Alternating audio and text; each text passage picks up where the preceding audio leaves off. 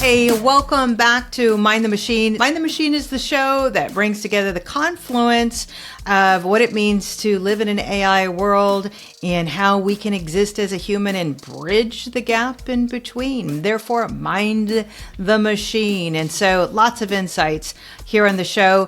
Our guest is going to be Philippe Poggianti. Context on him is he's longtime executive in tech. We actually had many crossroads together relative to Qualcomm and many other companies. So you're going to want to stay connected to hear his insights from the AI Action Summit, which has just concluded in Paris, and many other things for startups. But let me tell you about our sponsors. The same primary awesome sponsor, Ask Turing AI. Yes, Ask Turing is solving for complex workflows, especially in mortgage and legal verticals. So if you have a workflow where you have to have multiple steps, Agentic AI and the promise at Ask Turing is we're going to help you get around these processes. So check it out at askturing.ai. Second sponsor, very excited about as well, another leading innovator easily is Perplexity. And so if you're following Perplexity, you'll know that they just launched this functionality called Deep Research. So why should you care about this? Well, Deep Research basically means you're getting to a new level and a new layer of reasoning. And the great thing about this is if you're doing a lot of research, this is really a power tool for you. So the other thing that you want to think about with Perplexity is you're really not forced to make choices. So when you go to do your work, you're thinking, gosh, I want to use Cloud, I want to use DeepSeek, I want to use Grok, you don't have to decide because it's all embedded in Perplexity. So you can go in there and then you can choose the mode and the speed and the large language model of your preference, plus adding in that deep research functionality, which again was just launched this week. So huge shout out to Perplexity. And without further delay, let's get into Mind the Machine. Philippe, good morning. Good afternoon. Hey, yeah, good morning, good afternoon, Cheryl. Thank you for having me. Yes. So let's tell the viewers why we're connecting, what we're going to talk about today. So effectively, you and I have many common colleagues in the technology sector, and I have been running as a vice chair, Startup San Diego, which is actually regional, but it's still a quite large community where we really try and help founders and entrepreneurs, really everyone, figure out how they could have an economic impact in their own lives by taking the steering wheel of life, as it were, and becoming a startup founder. And so you have some pretty interesting insights about how to be successful in this. So we're going to talk about that. You are also located in, tell the viewers your city. In France, yeah, near Paris. Fresh off the heels of the AI Summit. So we're going to dive into that. And then somewhere along this journey, we're going to go unscripted. But I promise to the viewers, this is always going to be entertaining and insightful, just as our previous guests have been. So with that, I think I need to give a little bit more context. Nokia, Qualcomm, Nortel, give us 2 sentences on your background. Yeah, 2 sentences. Yeah, I'm Philippe. I'm the founder of Poggianti Insights, and I just turned as a startup growth mentor because I was a techno business executive in B2B in the large companies that you have mentioned. I had various positions worldwide. I'm focusing mostly on Europe, Middle East, Asia, Pacific. And now I want to transmit this experience and knowledge. So I scratch my head to understand how I can do it. And it's a matter of transmission for me. It's a matter of interesting the audience that we have at this podcast to something that matter to them. And I design a simple framework, like from tech to growth framework that, because I want to leave the people with clear, actionable insights to secure their business growth. So I don't see it really not about business strategy, but more as a transformation. And this is what I hope I can bring to B2B tech startups and AI startups in particular. Yeah, no, I think this is really, really important, and as we were speaking prior, there is this explosion in startups, certainly in the US, and I believe that this is global.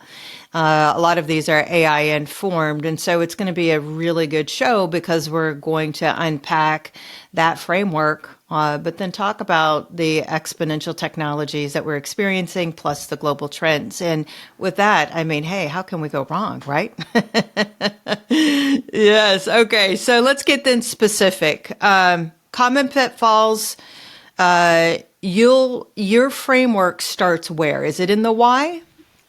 Yeah, I think it's everything should start with the why. It's really a matter of understanding the pitfall of a journey of a B2B startup. And I have interviewed like 15 to 20 CEOs or co-founders of B2B tech startups. Half of them were AI. So this is the ratio that you were mentioning. It's a lot of AI startups there from all over the place, from Canada, France, Poland, and you name it, and now the US.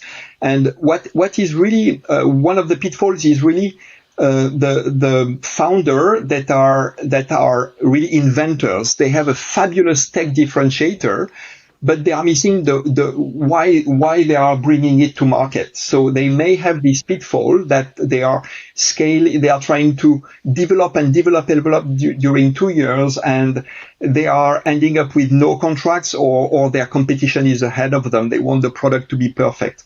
So that's the first pitfall. It would be, why am I developing? How do I translate this invention into something meeting the market? Then the second pitfall would be the how. Is that, okay, I'm convinced that I have a niche market. It's preferable to have a niche market to start with.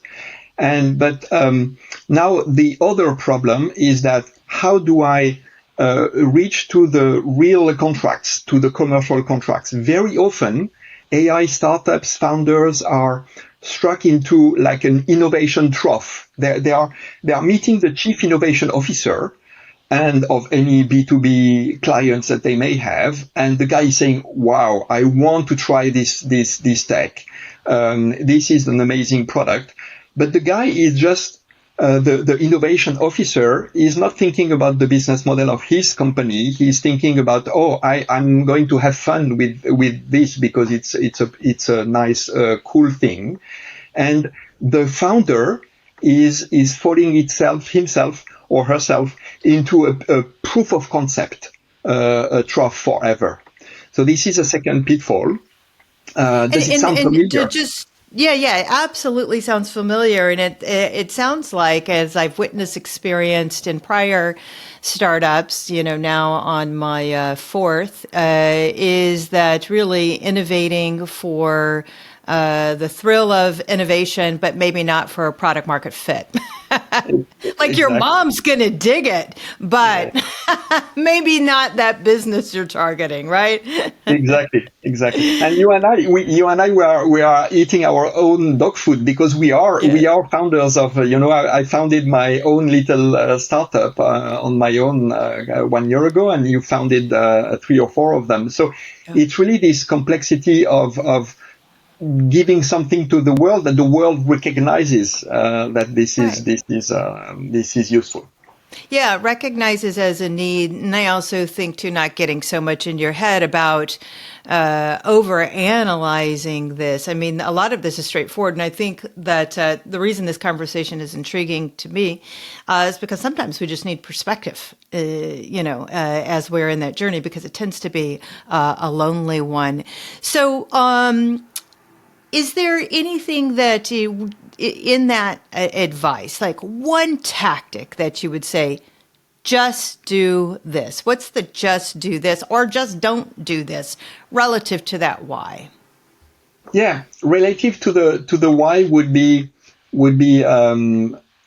so don't rush. So it would be a do not, like, don't rush to.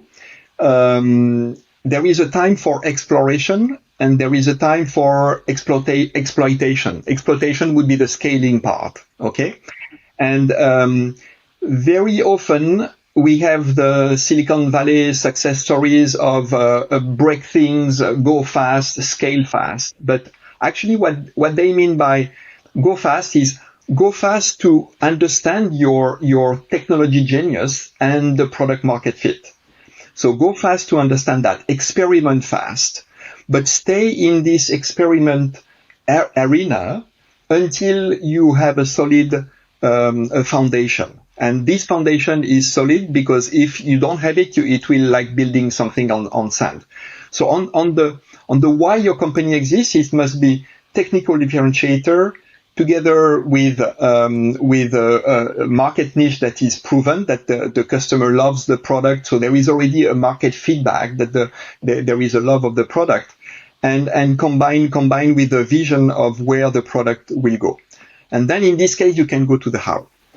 Right. Yeah. No, I think this is really good stuff. And so as we talked about, especially in AI, is there a paradox there? If you're an AI founder, you've got to go fast, obviously, because this is the most exponential speed that we've ever experienced in technology. And when the environment is moving fast, it is sometimes hard to get your foundation, because what problem you thought you were solving for, turns out the foundation models have already figured out. So you talk about your company genius, not really giving you a straightforward question there, but more of what advice would you say specifically to AI companies? Yeah, exactly. So this is what I call the AI paradox. So you're right in mentioning it, is that your company genius is made of three topics, and I put it in the 3 stages. Like the tech genius is what we have talked about, and AI startups will have all these ideas that we will talk about. How to leverage. We will talk about it, I'm sure. Hybrid AI, Agentic AI, etc. You have your tech genius. Then you need to have your market genius. You have to start thinking, I go to my first client. How do I go to my 100th client? So what are my routes to market? What are my globalization, my international strategy? So this is the second genius, your market genius. And third is your scale genius, is really how do you prepare the structure of the company, the culture of the company, the operations of the company, even the financials of the company, to make it scalable from 1 to 100. So there is this focus at the beginning. The AI paradox is that there is this focus of having the kind of get the product market fit right, but this is only to get from 0 to 1. And then after, you need to get the financial and the operations right in order to scale from 100 from 1 to 100. So if you're, yes. And I'll be honest, I mean, bright and early over here in San Diego, first thing not down to the bottom of my cup of coffee, it kind of seems overwhelming. It's like, oh gosh, and then we got to get the operations, and then we got to get the financials, and then we got to do this. But it is really that next right step. What problem are you solving first? And if you can have some confidence about that. Yeah, at least you need to get ready. I'm not saying you need to have all this nailed down from day one, because obviously we all have been like, we start with one idea. So, but you need to be conscious that at some point, when the time is right, you need to prepare those building blocks that will bring you from 1 to 100. Yeah. So this is this exploration from moving to exploitation. This is this notion of going to scale. I love that. You don't have to prepare scaling. You don't have to be ready to scale. You need to prepare all the ingredients to prepare the scaling. Yeah. I love that. And, exploitation was I was told is a bad word. Not really. No, it's actually a really good word in the startup world, right? Yeah, for business, it's a good word. Yeah. Yes, it's a very good word. Okay, so how would you recommend everyone participate in this AI economy for startups? Picks and shovels for which gold nuggets? Yeah, I think the traditional saying in the article that we are reading is that the people that are the lucky winners of the AI, I would say, economy at the moment are the people owning the picks and shovels, like the gold rush. And of course, people are thinking the NVIDIAs of the world, but actually, NVIDIA or Microsoft or OpenAI, etc. And of course, if I am an AI startup founder listening to this podcast, I'm not. Not everybody is NVIDIA, and by the way, it took them 20 years to get there. And they were doing GPU for PC for gamers at the beginning, and they didn't envision that these GPUs will be ready for the AI master revolution. So what is really interesting is to understand, besides those picks and shovels, we will move then to a new transition, which will be the usage. Now, these people, the picks and shovels people, have done the foundation. They have built the data center. We will come back to that. In Europe, there will be data centers, etc. But let's at the moment assume that we have the infrastructure in place. What happened to the internet when the World Wide Web became something secure and ready? There were an app store that was built upon it, and after the dot-com bubble burst, everybody benefited from app stores. What are app stores? That are applications that are built on the infrastructure. So now if we unpack a little bit what's happening at the moment, is that we are slowly transitioning from training the model, the large language models. This is where you need a lot of GPUs, etc., into inference. Inference, this is when you and me, we are prompting and we are asking as users, as end users. So the people who are now developing the applications that help the end users to ask something to the AI, being very specific in healthcare, in you name it, in a car, on a glass, etc. You will see that you are discussing, you are using AI for different types of devices. So this is the first thing that is good news for AI founders, is that we will move to hybrid AI. And this is close to our heart, Cheryl, because this is pushed by Qualcomm. Qualcomm is having this vision of having a lot of the AI inference being done in the device. And this is a very good vision, because this is where the power efficiency will come. Think about it. And privacy and security. Yeah, privacy, personalization. Yeah. But if we stay on power efficiency, this is amazing. This I would say statistic that I discovered is that with an AI phone, an AI enabled phone that we have now for the premium phones and now getting to the lower tier phone, you can generate AI images, AI generated images. You can generate up to 400 with one power charge before your phone is dead. Well, kind of side note there, as we think about Qualcomm and the battery has always been the Achilles heel of the device, right? Exactly. So you push all this stuff on there and you're like, wow, these things are great, but my phone is a brick. Yeah. So power efficiency, and anyone driving an electric car can appreciate this. Boy, I was driving yesterday, and not only was my phone dead, but my Tesla was almost dead. It's a real issue. Yes, it is. It is. Yeah. So all these optimizations and power efficiencies. And so for folks that listen in and say, gosh, I don't really know what that means. Infrastructure, I don't really know what that means. The edge, I don't know really what that means. If we were to break it down in the most simple form, we're basically saying you're running that large language model inside your device privately. And so rather than pinging and doing transactions to the cloud, it's actually just running right on your device, which makes it more secure. And it sounds like, there's some hacks there. A lot of it will be run in the device. And don't think your device as being just a smartphone. As we said, you were driving, your car will be an AI machine. So your glasses soon will have this AI possibility of automatic translation, etc.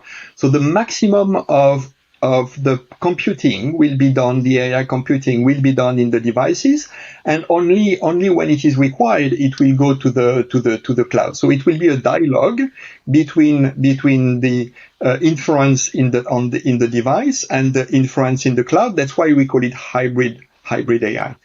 And this is the good news for AI startups that are working on applications, because it enlarges the possibilities, the opportunities. They can think about more private things for the phones or for the car, and they can think about, a dialogue. The second big revolution that is happening at the moment is the multimodal, the fact that we are talking to AI, the fact that AI is able to look at at what you and me are seeing on our screen. They can watch videos and learn from the videos. So let me give you an example. I looked at a fabulous example this weekend.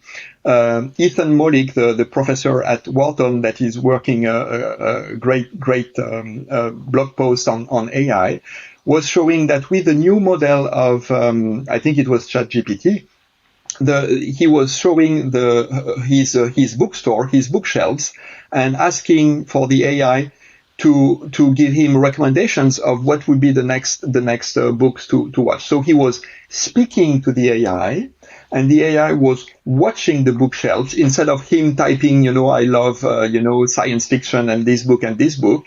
It was done in 30 seconds.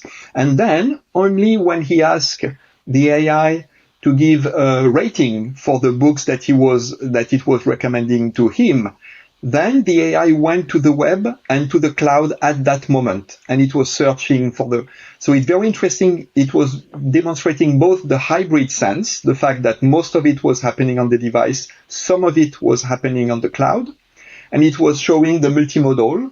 So Ethan was talking to his smartphone, and the smartphone was using the video. So a combination of that's really a fabulous example. Yeah, and it's a great example, and I think the opportunity is to think about those use cases where you would need both of those in that way. And I think it does remind me of the 1999 era and the .com. At that point, I was at mp3.com, and, it was a music explosion, redefining how we get music. I think we have to redefine how we get content. And that's a really fabulous use case, the talking bookshelf. I love it. We've already come up with a brand name. Let's go to market with it. But that's really, I think, the $1 million question, or maybe $1 billion with these valuations, is what is that use case? Yeah, exactly. The use cases will be, again, we are talking about setting the infrastructure that the startups will invent the next $1 billion thing. So it's open.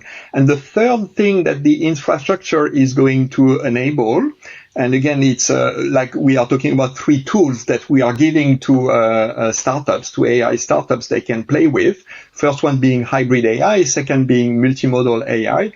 Third one will be like agentic AI. So AI being agents to help us to coordinate, our tasks. So instead of asking one task to the AI LLM and waiting for the answer and transferring it to another question, then we can ask, can we do a podcast? And then it would really bring all the dimensions of the podcast together, and potentially the editing, and then it would create something that is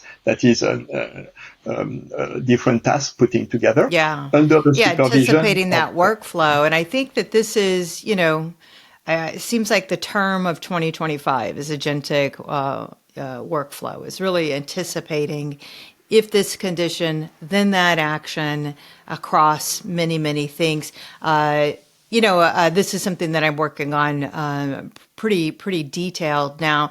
When you talk with B2B AI startups, is there something specific that you think that they should be cognizant of, whether it's the vertical they're focusing on or other implication? What's that first go-to guidance that you have for someone who's trying to deploy agentic AI? Yes, I think it will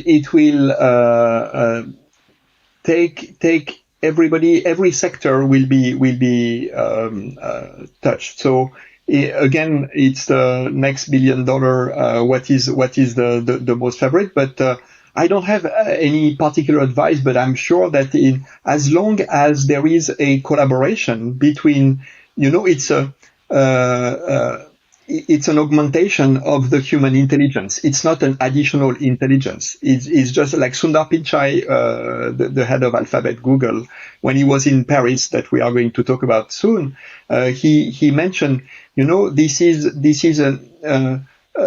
it's not artificial intelligence. It's augmented human intelligence. So I love that. this agentic is exactly that. Or creative people would call it a muse, like it's inspiring, something.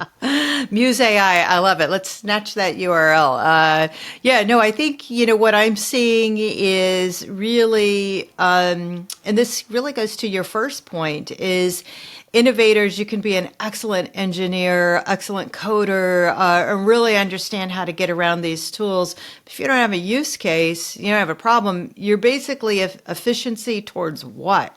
So what I'm seeing is what a lot of the research suggests, and I'm sure you're seeing this as well, is you really have to know what problem you're solving. And in the case of vertical SaaS or these very narrow industries that are super archaic, whether it's in banking or legal, no shade to my lawyer friends or baker friends by saying archaic, but these systems are pretty antiquated. There's no Zapier plugin saying, hey, go to the title agent and then go to the attorney and then no, that's not really happening because we haven't figured out largely security. And in some cases, there are many companies that have, I have to talk about Ask Turing AI because this is exactly what we're working on, really understanding that you have to have SOC 2 compliance, you have to have security, and none of this is easy.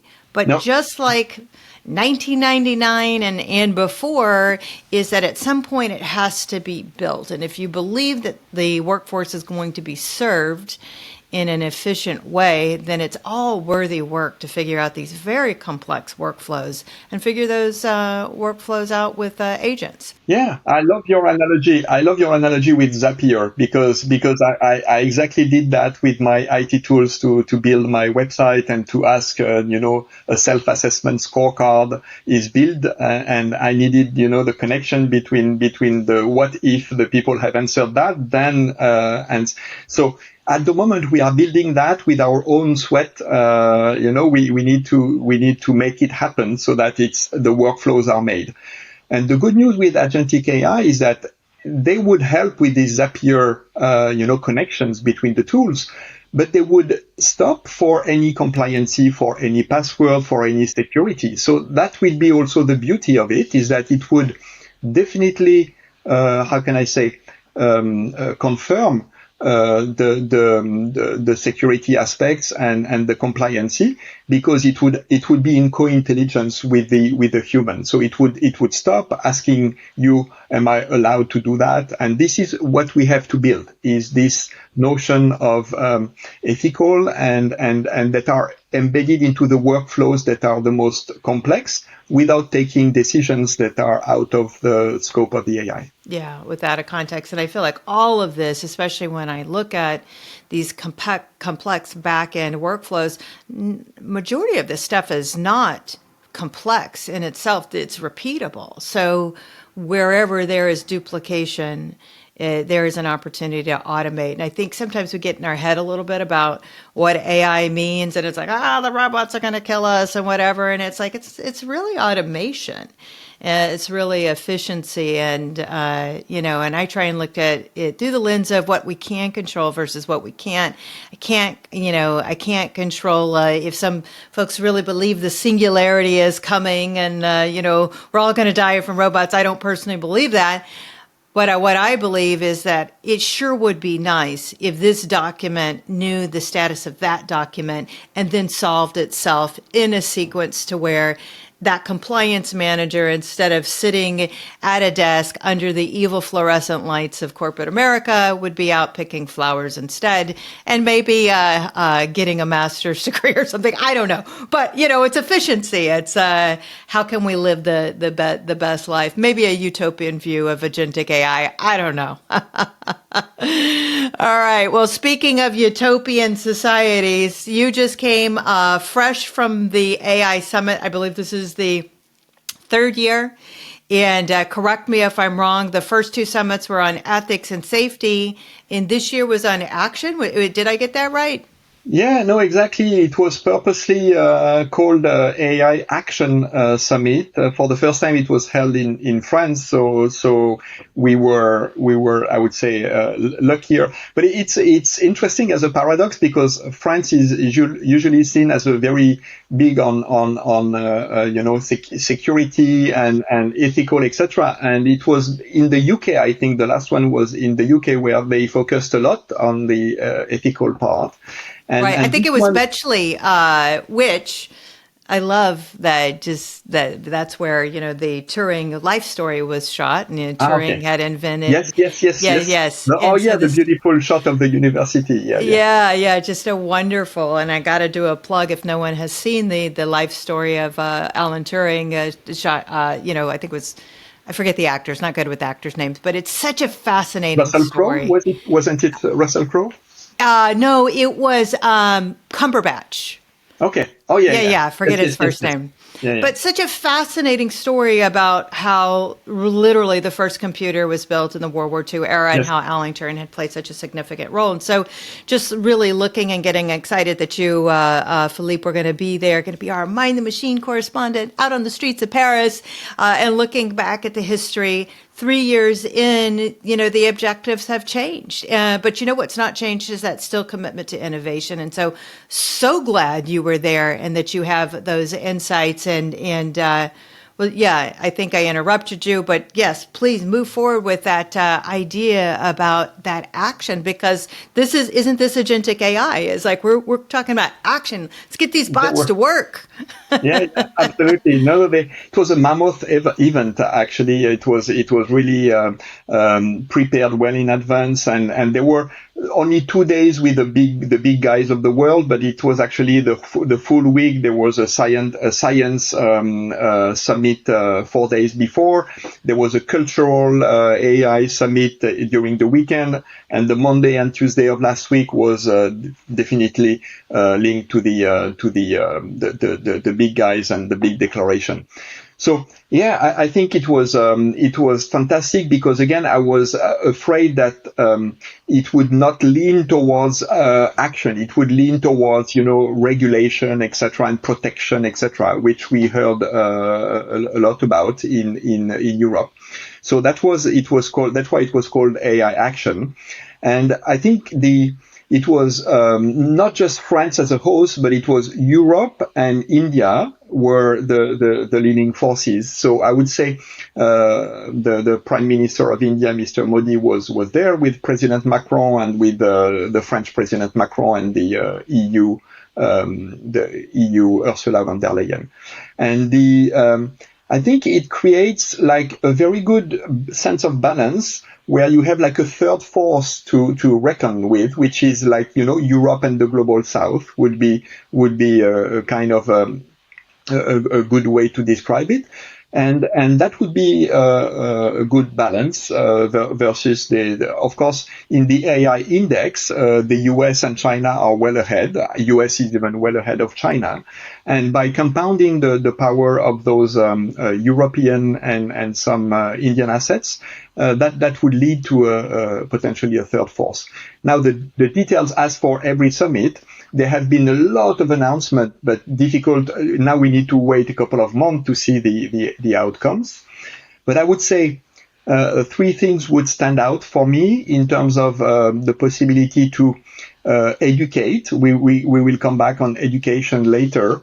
There is a promise to educate much more people from the onset as an engineer, AI and data scientists moving from 40,000 people to 100,000 people in France, as an example. And India have already a lot of them. The second one would be France and Europe electrical assets would be used to deploy data centers, so to have more, I would say, a spread data center across the world, and especially in France, we can benefit from decarbonized electricity. So that would be done with a clean energy. And let me stop you there just really quickly, because I think each of these have a lot of implications in it. And so relative to clean energy, most of our viewers may not understand how France is powered. So is it clean energy? Technically nuclear is considered clean. Is it, what Yeah. is the power structure? Yeah, it's mostly about nuclear energy Yeah. because the other clean energies are solar and water, etc. Are more flickering. They are Yeah. not stable in time. But France has the capability. We have developed a lot of nuclear reactor in the 60s, in the 70s, in Yeah. the 80s. So we are consuming not all the electricity. So we are reselling cheap electricity and clean electricity from this nuclear energy to the rest of Europe and to the rest of the world. Yeah, and So I just therefore, they will implement data centers very close to this nuclear to these nuclear plants that already exist. So this seems like a strategic advantage. Yeah, I would say for France, because in the U.S. we still grapple with this: is this the safest way to go? Things like 3 Mile Island, of course. A lot of folks, I think nuclear has a bad rap, kind of like a horror story. Is oh no, things are going to go wrong, but.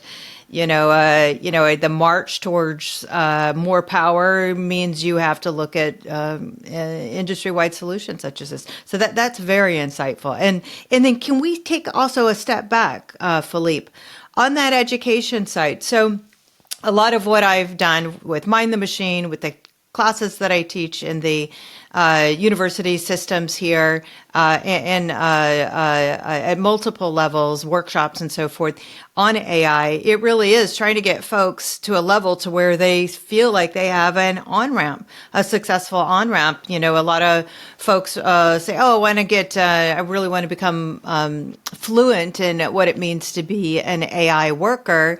But they then are, put forth things like intro to ML. And it's like, no, I think we need to kind of take a step back. So when you're with this education, what were some of the practical low-hanging fruit for getting folks ready? I think there are two aspects. I've mentioned the first one. You've mentioned the second one. The first one is the initial education. To have more engineers instead of working on mechanical engineers, or not instead, but having to be offered some AI data scientist careers as the onset.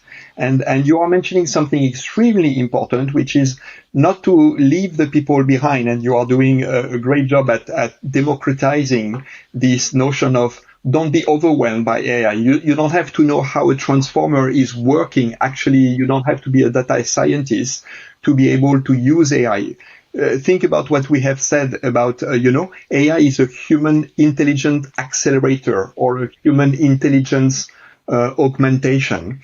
You don't need to know how this is working to get at ease with AI and use it at your benefit. Right. And this second part I'll just jump in just really quickly on that. Is my overriding idea about AI education, and it'll be interesting to get your take on this, is that that analogy of you don't have to know how it works. I think that works for cars. I think it works for a lot of stuff. In this one case, this is the one exception to technology where I actually say we probably should have at least understanding of the three main theories behind how large language models work, because for the first time, it is our information that's actually powering it. Unlike a car, it's fuel, right? But in this case, and this is a little bit about, in my book, I talk about this chapter called Talk Nerdy to Me. Actually, I think I call it, Talk Nerdy to Me. It's really that if you understand the deterministic statistics, then you can take some of the magic out of it, because it's that magic, quote unquote, that make people think that it's some force that they can't influence, and they actually can influence it. But, and it's kind of a dual message on my side, because I want easy on ramps, right? Not everyone wants to jump in and understand how large language models work. But you know what I've learned? It's not hard at all. It's not hard at all. And then once you understand that, then you have a framework to evaluate every tool, you could say, oh, well, where did they get their data from? And how should I think about how this is processing this? And then you can have some confidence in it. Sorry, I went off on a tangent there. No. I think you're right. This is what I call the lifelong learning. A lot Yeah. of business schools are a lot of schools are helping with this reskilling. So you're bang on to demystify, because when people are thinking magic, they are thinking very often black magic. Like something that I don't understand. Or And have no control over. Yeah, And then no that's where control the over. anxiety starts, because you're like, wait a second, this feels like something I've inherited with no path out. I did And a it's not funny that way. experiment. Let me tell you. I really love the name Mind the Machine, name of the podcast. So I played with ChatGPT.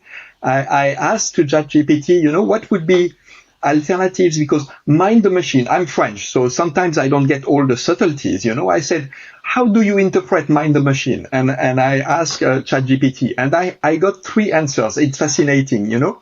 How would you say? Would you say mind the gap, human versus machine? And this is focusing on the contrast. This is focusing on the black magic that the machine can do behind my back. Or second alternative proposed by ChatGPT, and I love the second and the third. Second, mind the gap, bridging humans and AI.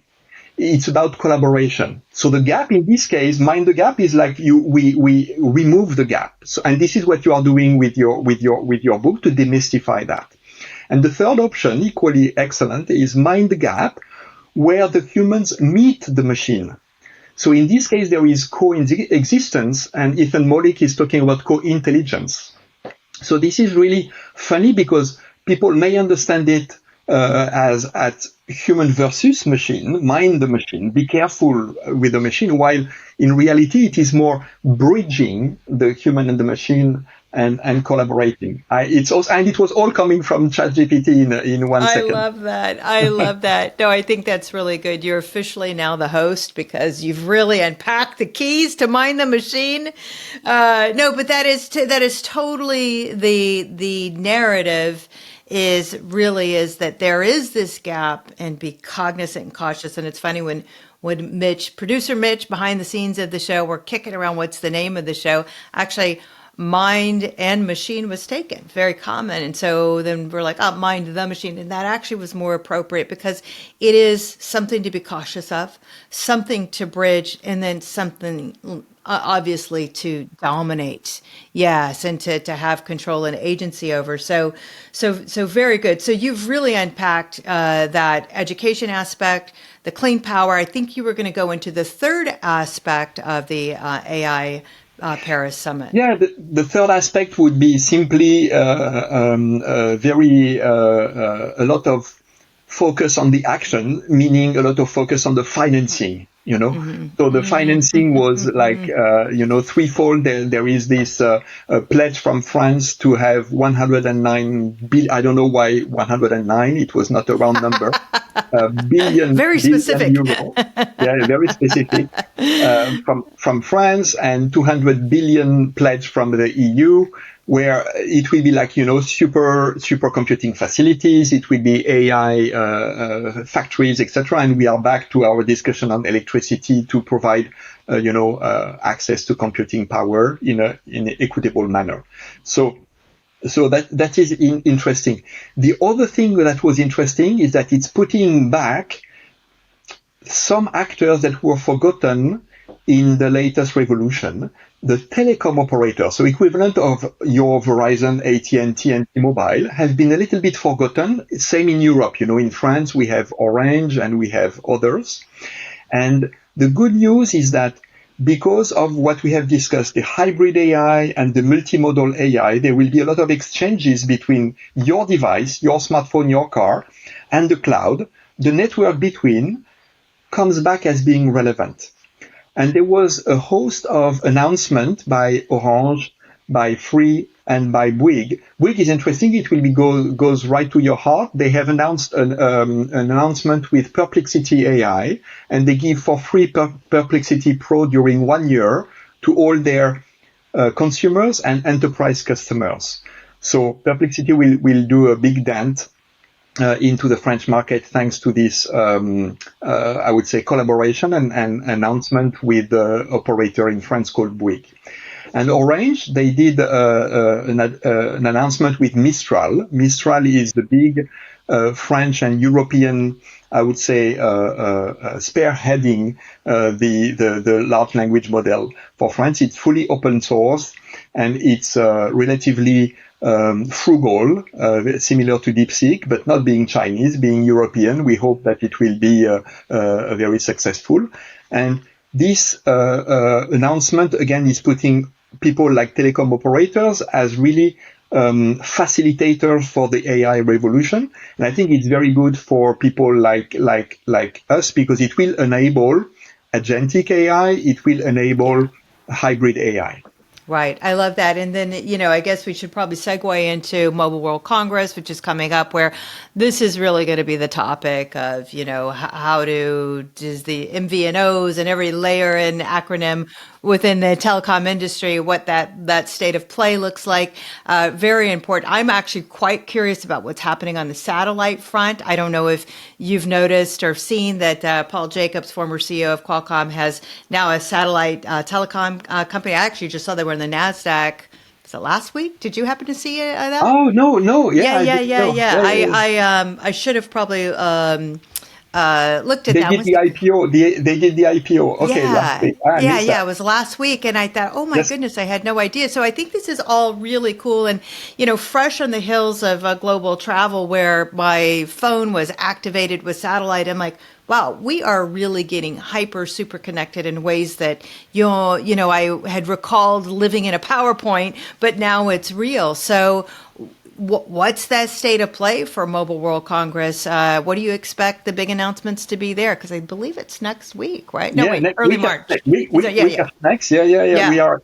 It's really you taking me at the good as a correspondent for for Mind the Machine between the AI Summit and the Mobile World Congress. It's fabulous. It's really two major events. And Mobile World Congress will be again like the whole world will come. Like it's 100,000 visitors year in, year out. And what everybody is going to talk about AI, but in very practical terms of how AI can help the telecom operators to optimize our radio communications, to have a better link with the phone, to save the battery of the phone and the battery of the network equipment. So AI is already helping a lot of that. It will not be generative AI in this case. It will be focused on machine learning, deep learning AI, which should not be forgotten. And that will be a big theme.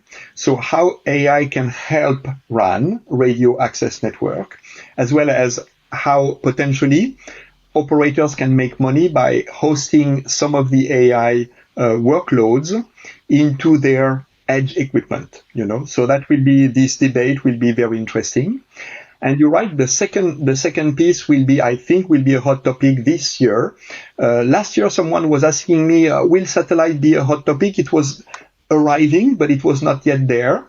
Now, the organizer of Mobile World Congress, GSMA, is having a specific half-a-day workshop on it. So I'm sure there will be an announcement that I'm not aware of as of yet. But it's a great show. I mean, I think, I don't know about you, but I went 10 years in a row straight, and I just loved it. It just became second nature. And so it is a kind of I'm living vicariously through your region now to be able to pop into Barcelona and go to good Mobile food World Congress. And good weather usually in February. Good weather, good food. But what I think about will we see new players that maybe aren't typically at Mobile World Congress? And I don't ever recall seeing NVIDIA there in my 10 years of going to the show. But I think about concepts like parallel processing, the heart of compute power, right? That concept of that. And do you feel like this is something that the compute power narrative is going to be part of it? And let me get a very specific question. So with the launching of DeepSeek, we've been told it is not as expensive to have the large amounts of compute power like NVIDIA is offering. and that you can actually have a very broad experience with AI as a result of less money and less time. DeepSeek was 2 months, $6 million. OpenAI was billions of dollars in 7 years, 10 years, whatever it was. We will I not, guess, we will, yeah. The jury is still out on this cost aspect and even the duration aspect. There are literature now that is opening that. But what is really sure is that everybody, their competitors, admits that DeepSeek is using techniques, I would say, of optimizing. So let alone if we put on the side the cost aspect.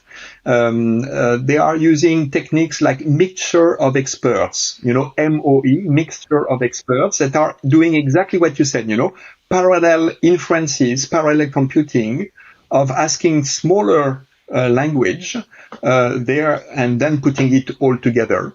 This is also a technique that is used by Mistral.ai, this French startup and European startup that is making inroads. So it is seen as very promising. So definitely at the Mobile World Congress there will be.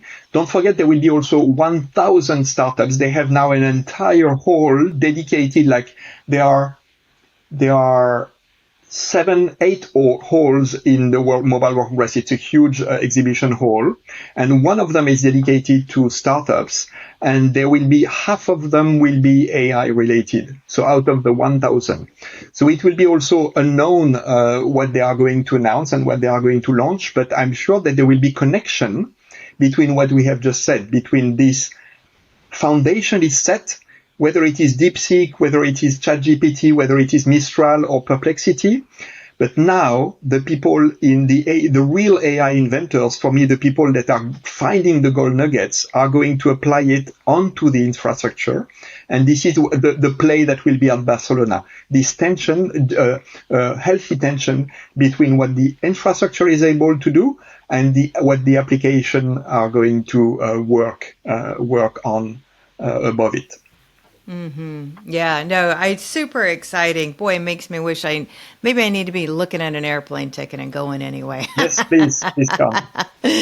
No, I think that's absolutely fascinating stuff. Yes, and so we have to make the commitment to continue to talk to see what comes out of Mobile World Congress, especially in the startup area. So I think, we are kind of journeying towards the end of this conversation. I just want to circle back on the macro themes of the AI Paris Summit and reflecting on that balance that they initially tried to achieve by having a focus on security and privacy, now that focus on action.